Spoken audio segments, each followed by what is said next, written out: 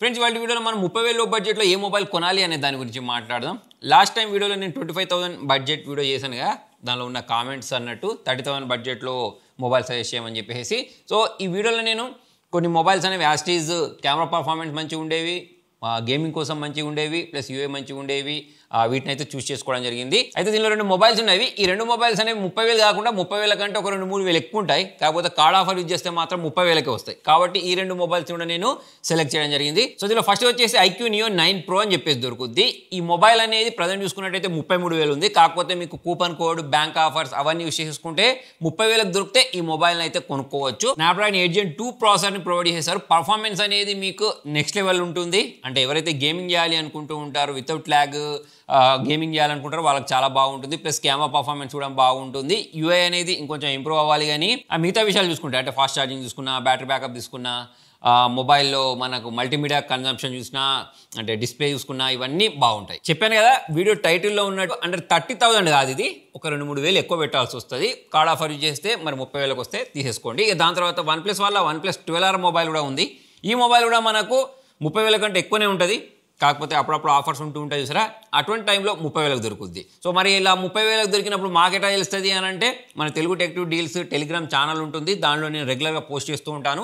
ఇలా ఏమైనా మొబైల్స్ అనేవి తక్కువ ధరకు వచ్చినప్పుడు అక్కడ నుంచి అయితే మీరు కొనుక్కోవచ్చు. మరి OnePlus మొబైల్ అనేవి ఏంటంటే చాలా మందికి భయం ఏంటి అంటే స్క్రీన్ పైన గ్రీన్ లైన్ వస్తుంది అని చెప్పేసి. కాకపోతే వీళ్ళు ఈ మధ్య లైఫ్ టైం వారంటీని ప్రొవైడ్ చేశారు కాబట్టి ఆ ప్రాబ్లం సాల్వ్ అయినట్టే.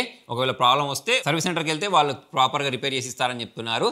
మరి ఈ మొబైల్లో స్నాప్డ్రాగన్ 8 Gen 2 అన్నాం, కానీ పర్ఫార్మెన్స్ అనేది ఇంతకుముందు నేను IQ మొబైల్లో చెప్పినంత ఫాస్ట్గా రాదు. అంటే అంత ఆ లెవెల్లో గేమింగ్ చేయలేము, ఎందుకంటే ఇది కొంచెం మనకు అండర్ క్లాక్ ప్రాసెసర్ అన్నట్టు. దాని కారణంగా మొబైల్లో గేమింగ్ అనేది యావరేజ్గానే ఉంటుంది. కాకపోతే మీకు బిల్డ్ క్వాలిటీ పరంగా చూసుకున్న, కెమెరా పర్ఫార్మెన్స్ తీసుకున్న, యూఏ అనేది ఇప్పుడు అంత బాగాలేదు, కానీ ఇక IQతో పోల్చుకున్నట్టయితే బాగానే ఉంటుంది. ఆ విధంగా చూసుకున్నా సరే, ప్లస్ కర్వ్ డిస్ప్లే కావాలి, OnePlus బ్రాండింగ్లో మొబైల్ కావాలి అంటే మొబైల్ అనేది బాగుంటుంది. మొత్తానికి ఆ 30,000 నుంచి 40,000 పెట్టి మొబైల్ కొనుక్కుంటే ఎటువంటి ఫీల్ అయితే ఉంటుందో అటువంటి ఫీల్ ఉంటుంది ఇందులో. ఇక నా దగ్గర డబ్బులు అనేవి 30,000 లేవు, దానికంటే తక్కువనే ఉన్నాయి, ఒక 2-3 తక్కువనే ఉన్నాయి అనుకునే వాళ్ళు IQ Neo 10R మొబైల్ కొనుక్కోవచ్చు. స్నాప్డ్రాగన్ 8 Gen 3 ప్రాసెసర్ ప్రొవైడ్ చేశారు.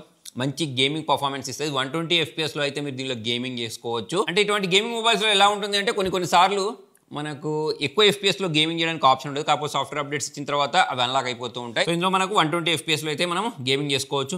డిస్ప్లే అనేది బాగుంటుంది. బ్యాటరీ బ్యాకప్ 6400 mAh బ్యాటరీ ఇచ్చారు. 80 watts ఫాస్ట్ ఛార్జింగ్ ఇచ్చారు కాబట్టి మనకు బ్యాటరీ బ్యాకప్ కూడా ఆరాంగా 1 day వరకు వచ్చేస్తుంది. మీరు హెవీగా యూస్ చేసినా సరే 3+4 years అప్డేట్స్ ఉంటాయి. అంటే 3 years పాటు సాఫ్ట్వేర్ అప్డేట్స్, 4 years పాటు సెక్యూరిటీ పార్ట్ అప్డేట్స్ అయితే ప్రొవైడ్ చేస్తారు. సో ఇక్కడ వరకు అయితే బాగానే ఉంది, కానీ మరి ఇన్ని డబ్బులు పెట్టిన తర్వాత ఈ మధ్య కాలంలో చాలా మొబైల్ కంపెనీస్ అనేవి IP68 రేటింగ్ అయినా ఇస్తున్నాయి.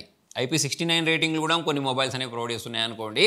అయితే ఇప్పుడు దీని గురించి మాట్లాడితే IP65 దొరుకుద్ది, అదొకటి గుర్తుపెట్టుకోవాలి. నెక్స్ట్ దీనిలో వీళ్ళు బేస్ వేరియంట్ ఏదైతే ఉంటుందో దాన్ని ఓన్లీ UFS 3.1 స్టోరేజ్ టైప్ తోటే అమ్ముతున్నారు. కాకపోతే మనం బ్యానర్స్ చూసినప్పుడు UFS 4.1 అని కనిపిస్తూ ఉంటుంది. కాకపోతే అది మనము ఎక్కువ స్టోరేజ్, ఎక్కువ ర్యామ్ వేరియంట్ ఉన్న మొబైల్ తీసుకుంటే మాత్రమే మనకు UFS 4.1 కనిపిస్తుంది. సో మరి అదైతే గుర్తుపెట్టుకోండి. అయితే మనకు UFS 3.1తో పోల్చుకున్నట్టయితే UFS 4.1లో రైటింగ్ స్పీడ్ ఎక్కువ ఉంటుంది. కాబట్టి మనకి యాప్ ఓపెనింగ్ టైం అయినా కానివ్వండి, గేమింగ్ చేసేటప్పుడు అయినా కానివ్వండి, ఆ తేడా అనేది కనిపిస్తుంది. ప్లస్ IQ మొబైల్ గురించి మాట్లాడినట్టు ఫ్రంట్ టచ్ OS ఇస్తారు కాబట్టి యూఐ అనేది కూడా అంత బాగోదు. ఒకవేళ మీకు గేమింగ్ ప్లస్ బ్యాటరీ బ్యాకప్తో కూడా మంచి మొబైల్ కావాలి, 30,000 కావాలంటే దీన్ని కొనుక్కోవచ్చు. నెక్స్ట్ అలానే రియల్మీ వాళ్ళ P3 Ultra అని చెప్పేసి ఒక మొబైల్ రీసెంట్గా లాంచ్ చేసేసారు. ఈ మొబైల్లో కూడా మనకు మంచి గేమింగ్ వస్తుంది. 90 FPSలో గేమింగ్ చేసుకోవచ్చు. ఇలా మనకి MediaTek Dimensity 8350 ప్రాసెసర్ని అయితే యూస్ చేశారు. మరి దీని కారణంగా మంచి గేమింగ్తో పాటు మల్టీ టాస్కింగ్ కూడా చేసుకోవచ్చు. అయితే దీనిలో మనకు 1.5K డిస్ప్లే ఉంటుంది, 120 Hz రిఫ్రెష్ రేట్ ఉంటుంది. ఇంతకుముందు IQ మొబైల్ చెప్పాను చూసారు, దానిలో మనకు 144 Hz రిఫ్రెష్ రేట్ ఉంటుంది. మరి మీకు రియల్మీ బ్రాండింగ్ తోటి, వాళ్ళ యూఐ తోటి, వాళ్ళ యాడ్స్ తోటి ప్రాబ్లం లేదు అనుకుంటే ఈ మొబైల్ కూడా బాగానే ఉంటుంది. దాని తర్వాత పోకో వాళ్ళ పోకో X7 Pro ఉంటుంది. ఒకవేళ మీకు మంచి బ్యాటరీ బ్యాకప్ ఇచ్చే మొబైల్ కావాలి అంటే ఈ మొబైల్ని తీసుకోవచ్చు. దీనిలో మనకు 60 mAh బ్యాటరీతో పాటు 90 watts ఫాస్ట్ ఛార్జింగ్ని ప్రొవైడ్ చేశారు. మంచి బ్యాటరీ బ్యాకప్ వస్తుంది. డిస్ప్లే క్వాలిటీ అనేది బాగుంటుంది.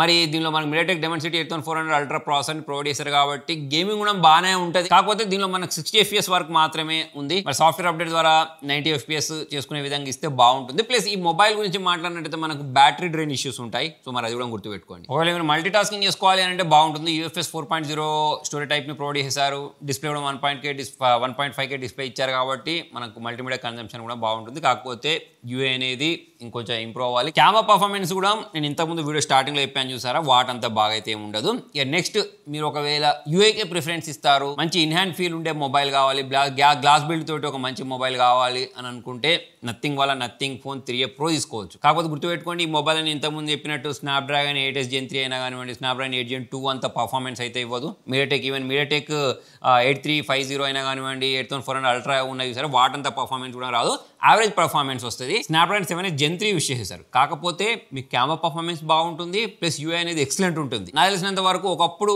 OnePlus వాళ్ళ యూఐ అనేది బాగుండేది కదా, సో అలానే ఇప్పుడు నథింగ్ వాళ్ళ యూఐ అనేది బాగుంటుంది. ఎలాగైతే సామ్సంగ్ మొబైల్లలో యూఐ ఉంటుందో అట్లా క్లీన్ యూఐ ఉంటుంది. అయితే మొబైల్ అనేది మాత్రం ఈసారి బల్కీగా అయిపోయింది. ఆ కెమెరా మోడల్ డిజైన్ కూడా అక్కడ కూడా మనం మొబైల్ టేబుల్ మీద పెట్టినప్పుడు కొంచెం ఉనికినట్టు అనిపిస్తూ ఉంటుంది. అంటే జనరల్గా ఇట్లా మొబైల్ పెట్టినప్పుడు అటు ఇటు మూవ్ అవ్వదు కదా, అది ఎక్కువ మూవ్ అవుద్ది ఆ మోడల్ కారణంగా. ఒకవేళ మీకు యూఐ కావాలి, కెమెరా పర్ఫార్మెన్స్ బాగుండాలి అని అనుకునే వాళ్ళైతే 30,000 బడ్జెట్లో దీన్ని కొనుక్కోవచ్చు. ఇలా ఒక ఆల్రౌండర్ మొబైల్ కావాలి అంటే వివో T3 అల్ట్రా అనే పేరుతో దొరుకుతుంది. మీడియాటెక్ డైమెన్సిటీ 9200+ ప్రాసెసర్ అయితే దీనిలో యూస్ చేయడం జరిగింది. మీకు మంచి కెమెరాస్ ఉంటాయి, మొబైల్ చూడడానికి బాగుంటుంది, స్లిమ్గా ఉంటుంది, మంచి బ్యాటరీ బ్యాకప్ వస్తుంది, ఫాస్ట్ ఛార్జింగ్ సపోర్ట్ ఉంటుంది. ఈ విధంగా అన్నీ బాగుండి, అంటే అన్ని బాగా ఎలా ఉంటాయి ఒక మొబైల్, యూఐ అనేది అంత బాగోదు. సో ఒక విషయం పక్క పెట్టేస్తే మిగతా అన్నిటి పరంగా చూసుకున్నట్టయితే బాగుంటుంది. కొనకూడని మొబైల్ గురించి చెప్తానని చెప్పాను కదా, సో దానిలో వచ్చేసి మోటరోలా వాళ్ళ Edge 50 Pro అని చెప్పేసి మొబైల్ ఉంది. సో ఈ మొబైల్ అనేది లాంచ్ అయిన దగ్గర నుంచి సేమ్ ప్రైజింగ్లో దొరుకుతుంది. ప్లస్ ఇంకోటి ఏంటంటే మోటరోలా వాళ్ళ ఇలా చిన్న మొబైల్స్ ఉన్నాయి చూసారా, 50 Neo, తర్వాత ఫ్యూజన్, ఆ మొబైల్కి ఈ మొబైల్కి మీకు పెద్ద తేడా ఏముండదు, పర్ఫార్మెన్స్ పక్క పెట్టేస్తే. సో కాబట్టి ఈ మొబైల్ స్కిప్ చేసేయచ్చు. తర్వాత రెడ్మీ వాళ్ళు రెడ్మీ Note 14 Pro Plus అని చెప్పేసి ఒక మొబైల్ తీసుకొచ్చారు. కెమెరా సూపర్ ఉంది, అది ఉంది అంటున్నారు, కానీ మరి ఈ మొబైల్ అంత డబ్బులు పెట్టుకునే బదులు రియల్మీ వాళ్ళ GT60 కొనుక్కుంటే బెస్ట్ నన్ను అడుగుతుంది. ఇంకా ఇలానే వివో వాళ్ళు రీసెంట్గా తీసుకొచ్చిన వివో V50 స్నాప్డ్రాగన్ 7 Gen 3 ప్రాసెసర్తో తీసుకొచ్చారు. కాకపోతే ఈ మొబైల్ కూడా అంత వాల్యూ ఫర్ మనీ కాదు. ప్రజెంట్ మన అట్లీస్ట్ UFS 3.1 స్టోరేజ్ టైప్ ఇచ్చినా కూడా బాగుండు, కానీ UFS 2.1 ఇచ్చారు. దీంతో పాటు చాలా మంది పోకో F6 కూడా ఉంది కదా అని చెప్పేసి అనుకోవచ్చు గేమింగ్లో.